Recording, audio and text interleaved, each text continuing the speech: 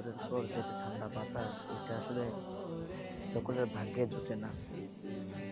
তো আজকে যারা ফজর নামাজ পড়ছেন, যারা পড়তে পেরেছেন, তারা একমাত্র শুকরিয়া আদায় করেন আলহামদুলিল্লাহ। আর আপনাদেরকে আরেকটা খুশির খবর, আপনাদের দোয়া ও ভালোবাসায় আমার গতকালকে আমি একটা ভিডিও আপলোড করেছি, 10 জন সাবস্ক্রাইবার হয়েছে।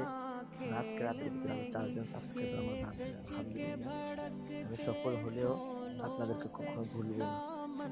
অনেক ইউটিউবার আছে আপনারা মনে করেন যাদের উচিলায় মনে করেন একটু এত উপরে উঠেছে বা তারা ভাইরাল হতে পেরেছে বা তারা সফলতার দুয়ারে পৌঁছাতে পেরেছে, সে সেখানে সেই অডিয়েন্সদের কথাই তারা মনে রাখে না।